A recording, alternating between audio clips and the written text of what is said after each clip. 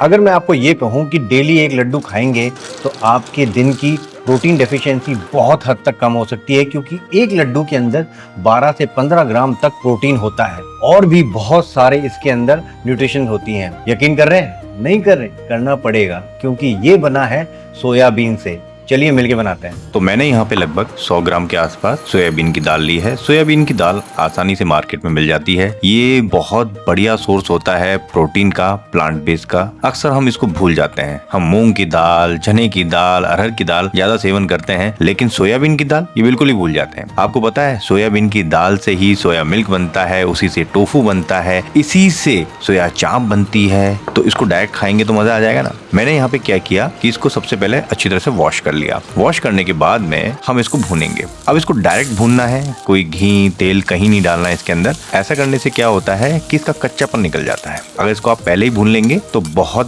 बेहतरीन हो जाएगी। और भुनने में ज्यादा वक्त नहीं लगता, लगभग 5 से 7 मिनट इसमें लगते हैं। ये हल्की सी फटने लग जाती है, ये इसका साइन है कि ये हो चुकी है।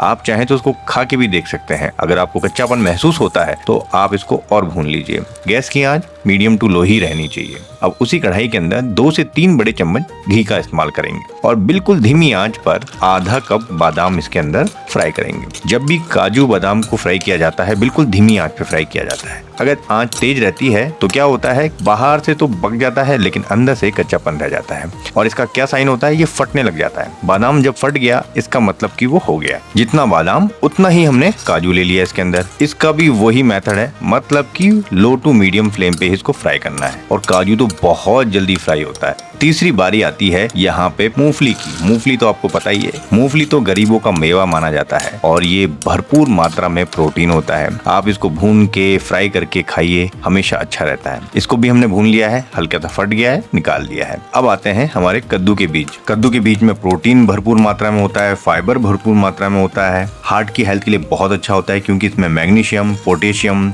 हेल्दी फैट्स होते हैं, एंटीऑक्सीडेंट होते हैं। ये देखिए हल्के हल्के से फटने लग गए ना, इनको निकाल लीजिए। अब हमने बहुत सारी चीजें इसके अंदर फ्राई की है, तो जो घी का कलर भी हल्का सा चेंज हो गया है। अब मैं लास्ट में डालूंगा यहाँ पे मखाना। अब मखाना के बारे में ज्यादा बात नहीं करनी है, क्योंकि इसको पावर हाउस बोला जाता है, इसको सुपर फूड माना जाता है और सब लोग इसके बारे में जानने भी लग गए हैं। जैसे मौका मिले ना हर चीज में इसको डालिए। आप चाहें तो इसको सब्जी बनाइए, आप चाहें तो इसकी खिचड़ी बनाइए, आप चाहें तो इसको भून के रखिए। जब भी आपकी मंचिंग करने का मन करे तो इसको खाइए। अब इसको हल्की आंच पे भूना है। अब जब इसको हाथों से रगड़ूंगा तो बिल्कुल मैश हो जाना चाहिए पाउडर की तरह। तो मतलब ये हो गया है। और इस तरह से हम जब घी के अंदर इन चीजों को फ्राई करते हैं तो होता क्या है कि लड्डू की शेल्फ लाइफ बढ़ जाती है, क्योंकि उसके अंदर जो मॉइस्चर होता है वो निकल जाता है। अब मखाना सबसे लास्ट में क्यों डाला, क्योंकि ये घी को पी जाएगा। कितना भी घी डालिए सबको पी जाएगा, इसलिए हमेशा मखाने लास्ट में करना चाहिए। अब घी निकल गया ना, अब उसके बाद में यहाँ पे 1/4 कप नारियल का बुरादा।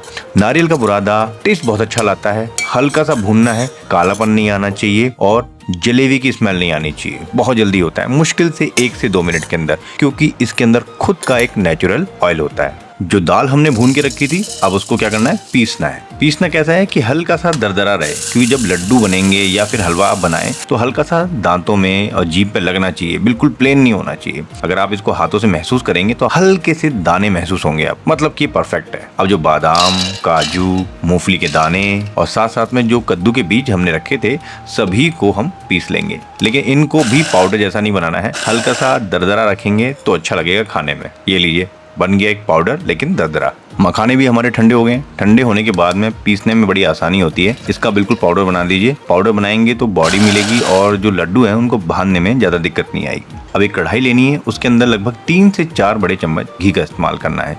जो दाल हमने पीस के रखी थी, भून के रखी थी, उसको अब भूनेंगे दोबारा से। अब आपके मन में सवाल होगा कि भाई दोबारा क्यों, पहले तो भून लिया हमने। देखिए उससे पूरा कच्चापन निकलता नहीं है। अगर आप इस तरह से करेंगे तो आपका समय कम लगेगा। सोयाबीन की दाल को हमने साबुत इसलिए भूना जिसकी वजह से यहाँ पे भूनने की जरूरत कम पड़े और यहाँ पे घी डालने की जरूरत कम पड़े, और जो कच्चापन होता है ना सोयाबीन का, वो नहीं लगना चाहिए। तो यहाँ पे मेहनत हमारी कम हो गई। तो हमको कैसे पता लगाना है, एक अच्छा सा कलर आ जाए और ये बिखर जाए। अब हम बनाएंगे यहाँ पे देसी खांड की चाशनी।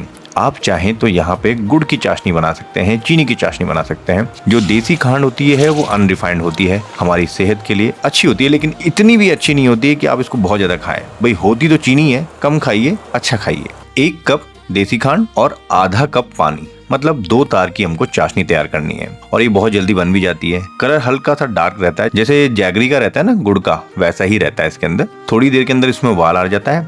आप इसको चेक कर लीजिए, 2 तार 1 तार चेक करने की जरूरत नहीं है। हाथों में लीजिए, अगर चिपचिपापन और तेल जैसा आपको महसूस होता है मतलब कि ये हो गया है। जो दाल हमने भून के रखी हुई थी, सबसे पहले जो चाशनी है उसमें ऐड कर दीजिए। देखिए, चाशनी डालने का एक सेंस और भी होता है कि लड्डू भानने में ज़्यादा दिक्कत नहीं आती है। आप चाहें तो देसी खांड को डायरेक्ट भी मिला सकते हैं इसके अंदर, जैसे बूरा मिलाते हैं ना अपन, वैसे इसको भी मिलाया जा सकता है। अब जो जो चीज़ें हमने पीस के रखी थी, सभी चीज़ों को एक एक करके इसके अंदर ऐड कर देते हैं।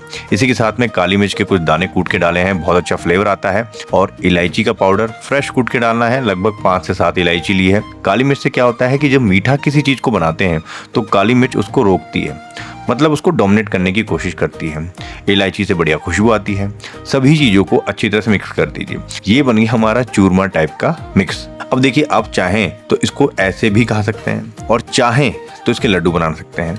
वैसे लड्डू बनाने में यहाँ पे थोड़ी सी दिक्कत आती है क्योंकि घी की मात्रा कम होती है, लेकिन अगर आप थोड़ा सा घी इसके अंदर डालेंगे तो लड्डू भी बन जाएगा। अब मैं इसको भानने की कोशिश कर रहा हूँ, ये देखिए। लेकिन ये जो लड्डू बन रहे हैं थोड़ी मेहनत के साथ बनेंगे, गोल शेप नहीं आएगा, क्योंकि जैसा बन रहा है वैसे बांध दीजिए इसको, या आप इसको चूरमे की तरह भी खा सकते हैं।